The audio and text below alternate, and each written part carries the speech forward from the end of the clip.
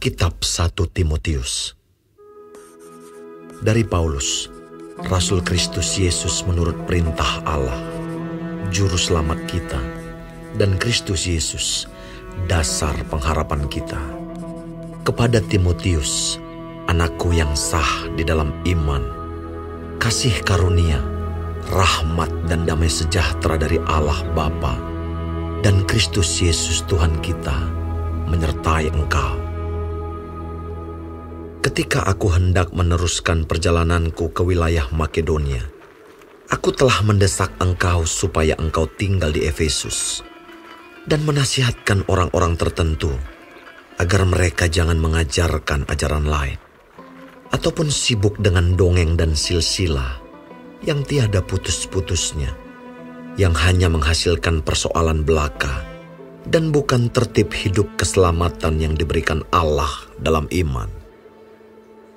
Tujuan nasihat itu ialah kasih yang timbul dari hati yang suci, dari hati nurani yang murni, dan dari iman yang tulus ikhlas. Tetapi ada orang yang tidak sampai pada tujuan itu dan yang sesat dalam omongan yang sia-sia. Mereka itu hendak menjadi pengajar hukum Taurat tanpa mengerti perkataan mereka sendiri dan pokok-pokok yang secara mutlak mereka kemukakan. Kita tahu bahwa hukum Taurat itu baik kalau tepat digunakan, yakni dengan keinsafan bahwa hukum Taurat itu bukanlah bagi orang yang benar, melainkan bagi orang durhaka dan orang lalim, bagi orang fasik dan orang berdosa, bagi orang duniawi dan yang tak beragama, bagi pembunuh bapa dan pembunuh ibu, bagi pembunuh pada umumnya, bagi orang cabul dan pemburit, bagi penculik, bagi pendusta, bagi orang makan sumpah, dan seterusnya segala sesuatu yang bertentangan dengan ajaran sehat, yang berdasarkan Injil dari Allah yang mulia dan maha bahagia, seperti yang telah dipercayakan kepadaku. Aku bersyukur kepada Dia yang menguatkan aku, yaitu Kristus Yesus Tuhan kita, karena Ia menganggap aku setia dan mempercayakan pelayanan ini kepadaku. Aku yang tadinya seorang penghujat dan seorang penganiaya dan seorang ganas, tetapi aku telah dikasihaninya, karena semuanya itu telah kulakukan tanpa pengetahuan, yaitu di luar iman. Malah kasih karunia Tuhan kita itu telah dikaruniakan dengan limpahnya kepadaku, dengan iman dan kasih dalam Kristus Yesus. Perkataan ini benar dan patut diterima sepenuhnya. Kristus Yesus datang ke dunia untuk menyelamatkan orang berdosa, dan di antara mereka, akulah yang paling berdosa.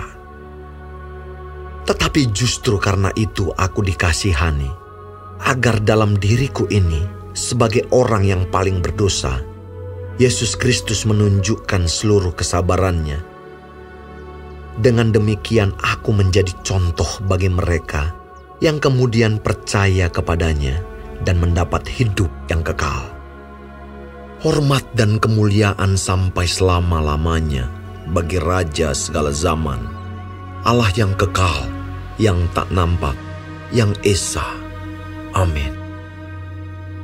Tugas ini kuberikan kepadamu, Timotius anakku, sesuai dengan apa yang telah dinubuatkan tentang dirimu, supaya dikuatkan oleh nubuat itu, engkau memperjuangkan perjuangan yang baik dengan iman dan hati nurani yang murni. Beberapa orang telah menolak hati nuraninya yang murni itu, dan karena itu kandaslah iman mereka. Di antaranya Himeneus dan Alexander, yang telah kuserahkan kepada iblis, supaya jerah mereka menghujat.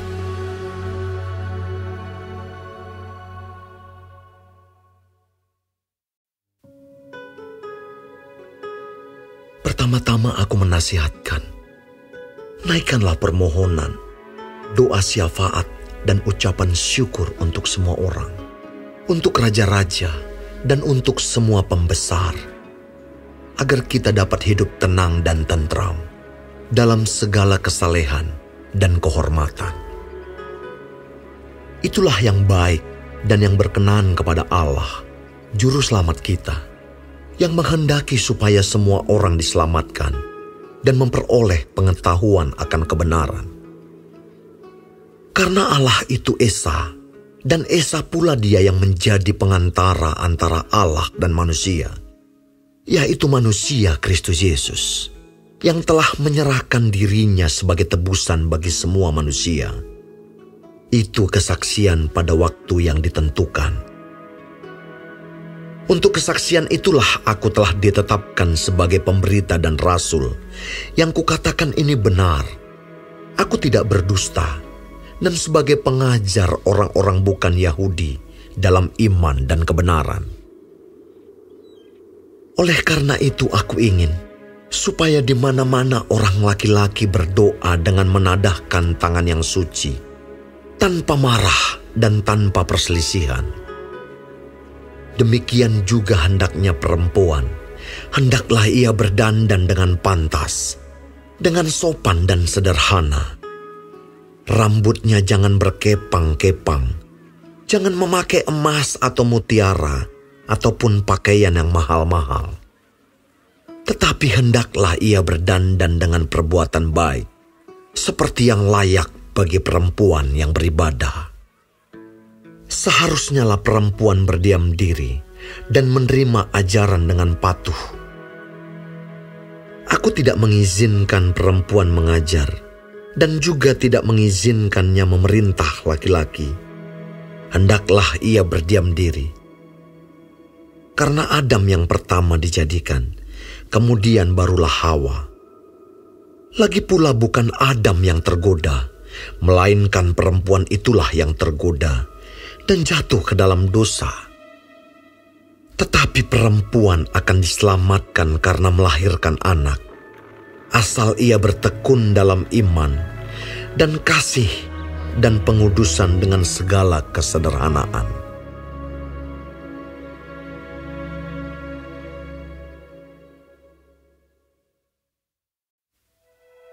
Benarlah perkataan ini.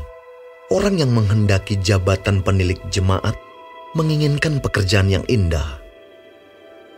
Karena itu penilik jemaat haruslah seorang yang tak bercacat, suami dari satu istri, dapat menahan diri, bijaksana, sopan, suka memberi tumpangan, cakap mengajar orang, bukan peminum, bukan pemarah melainkan peramah, pendamai, bukan hamba uang, seorang kepala keluarga yang baik, disegani dan dihormati oleh anak-anaknya.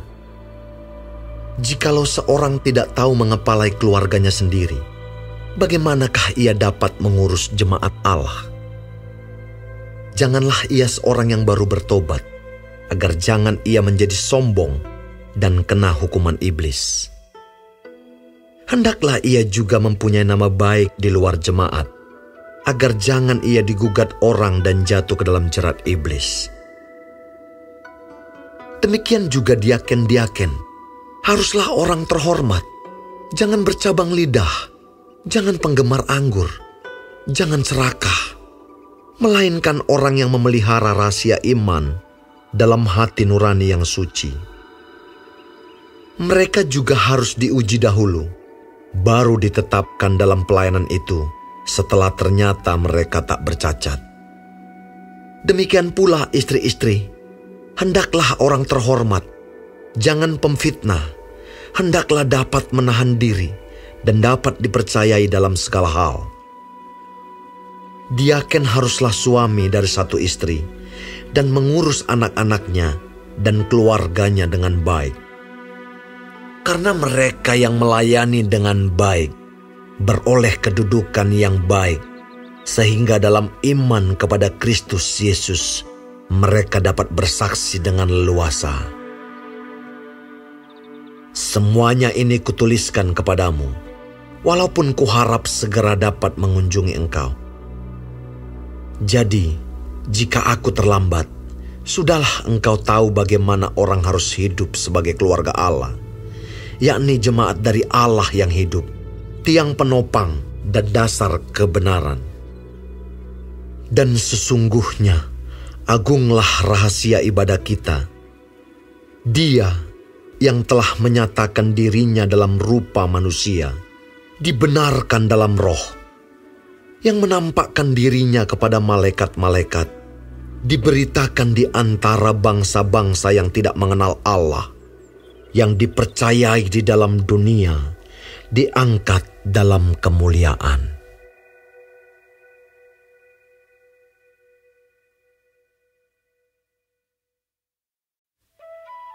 Tetapi roh dengan tegas mengatakan bahwa di waktu-waktu kemudian ada orang yang akan murtad, lalu mengikuti roh-roh penyesat dan ajaran setan-setan oleh tipu daya pendusta-pendusta yang hati nuraninya memakai cap mereka.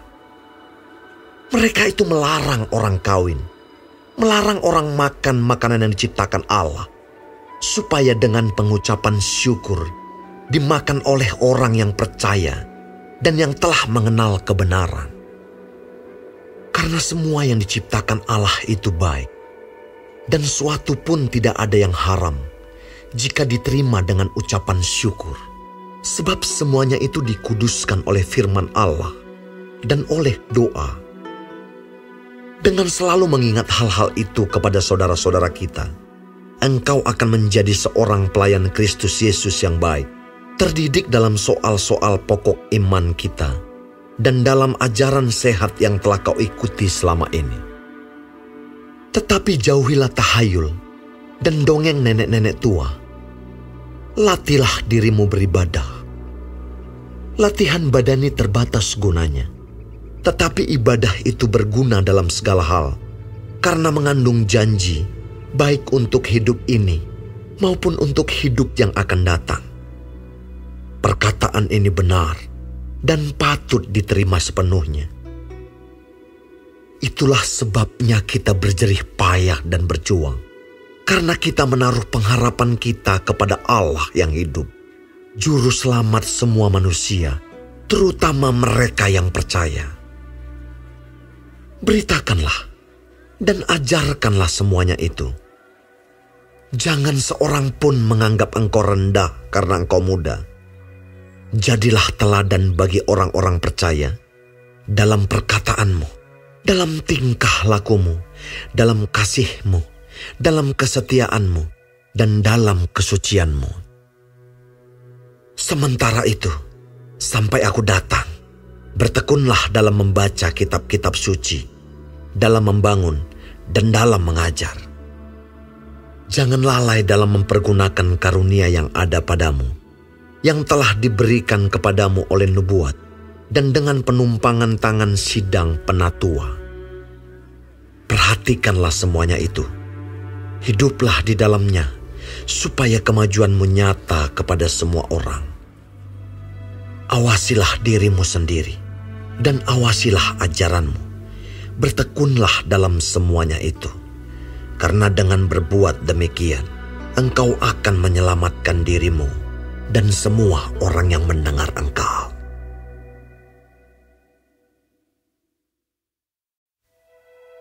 Janganlah engkau keras terhadap orang yang tua, melainkan tegurlah dia sebagai bapa. Tegurlah orang-orang muda sebagai saudaramu, perempuan-perempuan tua sebagai ibu, dan perempuan-perempuan muda sebagai adikmu dengan penuh kemurnian. Hormatilah janda-janda yang benar-benar janda. Tetapi jikalau seorang janda mempunyai anak atau cucu, hendaklah mereka itu pertama-tama belajar berbakti kepada kaum keluarganya sendiri, dan membalas budi orang tua dan nenek mereka, karena itulah yang berkenan kepada Allah. Sedangkan seorang janda yang benar-benar janda, yang ditinggalkan seorang diri, menaruh harapannya kepada Allah dan bertekun dalam permohonan dan doa siang malam. Tetapi seorang janda yang hidup mewah dan berlebih-lebihan, ia sudah mati selagi hidup. Peringatkanlah hal-hal ini juga kepada janda-janda itu, agar mereka hidup dengan tidak bercela. Tetapi jika ada seorang yang tidak memeliharakan sanak saudaranya, apalagi seisi rumahnya, orang itu murtad dan lebih buruk dari orang yang tidak beriman. Yang didaftarkan sebagai janda hanyalah mereka yang tidak kurang dari 60 tahun, yang hanya satu kali bersuami, dan yang terbukti telah melakukan pekerjaan yang baik, seperti mengasuh anak, memberi tumpangan, membasuh kaki saudara-saudara seiman, menolong orang yang hidup dalam kesesakan. Pendeknya mereka yang telah menggunakan segala kesempatan untuk berbuat baik. Tolaklah pendaftaran janda-janda yang lebih muda. Karena apabila mereka sekali digairahkan oleh keberahian yang menceraikan mereka dari Kristus, mereka itu ingin kawin, dan dengan memungkiri kesetiaan mereka yang semula kepadanya, mereka mendatangkan hukuman atas dirinya. Lagi pula dengan keluar masuk rumah orang, mereka membiasakan diri bermalas-malas, dan bukan hanya bermalas-malas saja, tetapi juga meleter dan mencampuri soal orang lain, dan mengatakan hal-hal yang tidak pantas. Karena itu, aku mau supaya janda-janda yang muda kawin lagi, beroleh anak, memimpin rumah tangganya, dan jangan memberi alasan kepada lawan untuk memburuk-burukkan nama kita. Karena beberapa janda telah tersesat mengikut iblis. Jika seorang laki-laki atau perempuan yang percaya mempunyai anggota keluarga yang janda, hendaklah ia membantu mereka, sehingga mereka jangan menjadi beban bagi jemaat. Dengan demikian jemaat dapat membantu mereka yang benar-benar janda. Penetua-penetua yang baik pimpinannya patut dihormati 2 kali lipat, terutama mereka yang dengan jerih payah berkhotbah dan mengajar.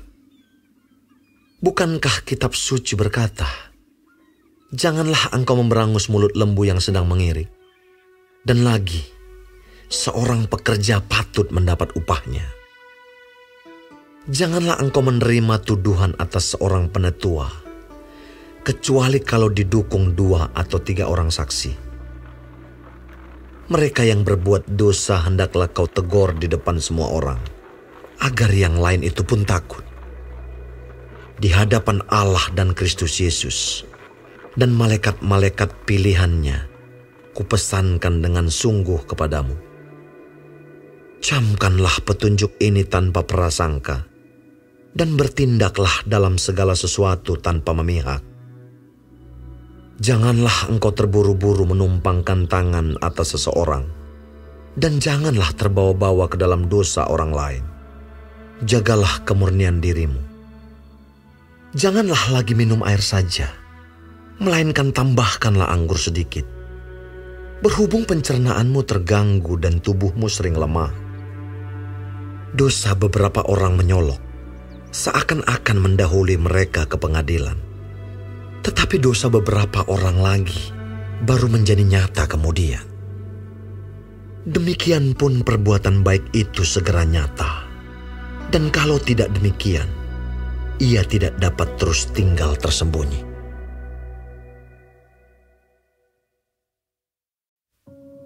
Semua orang yang menanggung beban perbudakan hendaknya menganggap tuan mereka layak mendapat segala penghormatan, agar nama Allah dan ajaran kita jangan dihujat orang. Jika tuan mereka seorang percaya, janganlah ia kurang disegani karena bersaudara dalam Kristus, melainkan hendaklah ia dilayani mereka dengan lebih baik lagi. Karena Tuhan yang menerima berkat pelayanan mereka ialah saudara yang percaya dan yang kekasih. Ajarkanlah dan nasihatkanlah semuanya ini. Jika seorang mengajarkan ajaran lain dan tidak menurut perkataan sehat, yakni perkataan Tuhan kita Yesus Kristus, dan tidak menurut ajaran yang sesuai dengan ibadah kita, ia adalah seorang yang berlagak tahu, padahal tidak tahu apa-apa. Penyakitnya ialah mencari-cari soal dan bersilat kata, yang menyebabkan dengki, cidra, fitnah, curiga, percekcokan antara orang-orang yang tidak lagi berpikiran sehat dan yang kehilangan kebenaran, yang mengira ibadah itu adalah suatu sumber keuntungan. Memang, ibadah itu kalau disertai rasa cukup, memberi keuntungan besar. Sebab kita tidak membawa sesuatu apa ke dalam dunia, dan kita pun tidak dapat membawa apa-apa keluar. Asal ada makanan dan pakaian, cukuplah. Tetapi mereka yang ingin kaya terjatuh ke dalam pencobaan, ke dalam jerat, dan ke dalam berbagai-bagai nafsu yang hampa dan yang mencelakakan, yang menenggelamkan manusia ke dalam keruntuhan dan kebinasaan. Karena akar segala kejahatan ialah cinta uang. Sebab oleh memburu uanglah beberapa orang telah menyimpang dari iman dan menyiksa dirinya dengan berbagai-bagai duka. Tetapi engkau, hai manusia Allah, jauhilah semuanya itu. Kejarlah keadilan, ibadah, kesetiaan, kasih, kesabaran, dan kelembutan. Bertandinglah dalam pertandingan iman yang benar, dan rebutlah hidup yang kekal. Untuk itulah engkau telah dipanggil, dan telah engkau ikrarkan ikrar yang benar di depan banyak saksi, di hadapan Allah yang memberikan hidup kepada segala sesuatu, dan di hadapan Kristus Yesus yang telah mengikrarkan ikrar yang benar itu juga di muka Pontius Pilatus. Kuserukan kepadamu, turutilah perintah ini dengan tidak bercacat dan tidak bercela, hingga pada saat Tuhan kita Yesus Kristus menyatakan dirinya, yaitu saat yang akan ditentukan oleh penguasa yang satu-satunya dan yang penuh bahagia, Raja di atas segala raja dan Tuan di atas segala tuan. Dialah satu-satunya yang tidak takluk kepada maut, bersemayam dalam terang yang tak terhampiri. Seorang pun tak pernah melihat Dia, dan memang manusia tidak dapat melihat Dia. Baginyalah hormat dan kuasa yang kekal. Amin. Peringatkanlah kepada orang-orang kaya di dunia ini, agar mereka jangan tinggi hati, dan jangan berharap pada sesuatu yang tak tentu, seperti kekayaan, melainkan pada Allah yang dalam kekayaannya memberikan kepada kita segala sesuatu untuk dinikmati. Peringatkanlah agar mereka itu berbuat baik, menjadi kaya dalam kebajikan, suka memberi dan membagi. Dan dengan demikian, mengumpulkan suatu harta sebagai dasar yang baik bagi dirinya di waktu yang akan datang, untuk mencapai hidup yang sebenarnya. Hai Timotius, peliharalah apa yang telah dipercayakan kepadamu. Hindarilah omongan yang kosong dan yang tidak suci, dan pertentangan-pertentangan yang berasal dari apa yang disebut pengetahuan. Karena ada beberapa orang yang mengajarkannya, dan dengan demikian telah menyimpang dari iman. Kasih karunia menyertai kamu.